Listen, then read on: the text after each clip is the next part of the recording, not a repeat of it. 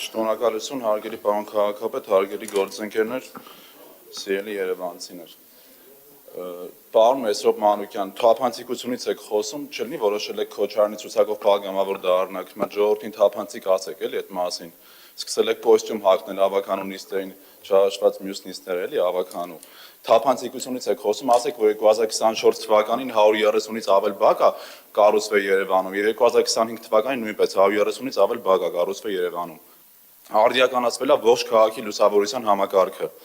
Այսինքն Երևան քաղաքում չկան այլևս հին լուսատուներ, բոլորը Երևան քաղաքում 100%-ով մենք ունենք արդեն LED լուսատուներ Երևան քաղաքում։ Դրա մասին խոսացեք թափանցիկ կերպով։ Խոսեք նոր բարեկարգվող այգիների եւ սալարկված մայթերի մասին, բազմաթիվ։ Էլ չասեմ մանկապարտեզների եւ դպրոցների մասին։ Դրա մասին խոսացեք թափանցիկ կերպով, ոչ թե թափանցիկ կերպով ժողովրդից թաքցրեք, որ դուք Քոչարյանի ցուցակով փորձում եք պատգամավոր առաջադրվել, կամ դեռ խմբակցությունից որոշ մարդիկ։ Դրա մասին խոսացեք։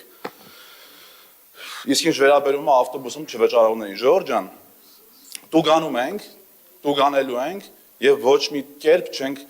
կանգնելու այդ որոշումից յետ։ Ինչի համար։ Հանրային պահանջից եք խոսում։ Հանրային պահանջը ձևավորվում է ընտրությունների արդյունքում։ Հանրային պահանջը այն քաղաքական ուժը, որ ստացել է ավելի շատ քվե, լինում է հանրային պահանջը տենց։ Հանրային պահանջը այնա, որ ժողովուրդը ասում է գնացեք ու տուգանեք այն մարդկանց, ովքեր որ չեն վճարում ավտոբուսի օգտվելուց համար։ Հանրային պահանջը այդ է։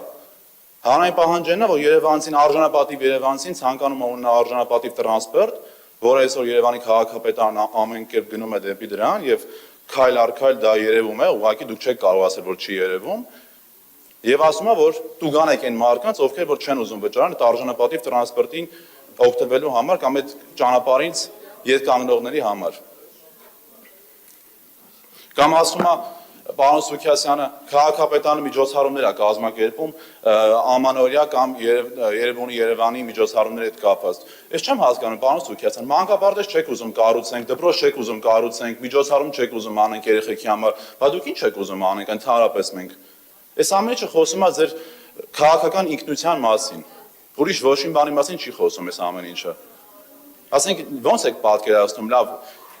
ամանորա ու Երևան քաղաքը, մայրաքաղաքը Հայաստանի Հանրապետության միջոցառում չպետք է կատարի իր քաղաքացիների ու երեխաների համար։ Այս մասը չեմ կարողանում ես հասկանամ։ Ձեր զարգացման հայեցակարգը է սա։ Ու այս ամենը Երևանցին տեսնում է։ Թե դուք չեք եղել Հանրապետության հրապարակում, չեք տեսել ժողովրդի տրամադրվածությունը ու գոհունակությունը կազմակերպված միջոցառումներից, որը ուղղակի Երևանի Հայաստանի պատմության մեջ աննախադեպ ա եղել։ Ու լինելու է ամեն տարի ավելի զարգացած ու ավելի կատարելագործված։ Ժորժ ջան, մի խոսացեք ուղղակի դուք թափանցիկությունից, առհասարակ դուք ոչ մի բանից մի խոսացեք, Ժորժ ջան։ Դուք առաջիկա ընտրությունները ենք տեսնենք, ով ձեզանից անհատապես որ քաղաքական ուժին ցուցակում կլինի կամ որ քաղաքական ուժին կսատարի ընտրությունների ժամանակ, չնայած արդեն պարզ է։ Շնորհակալություն։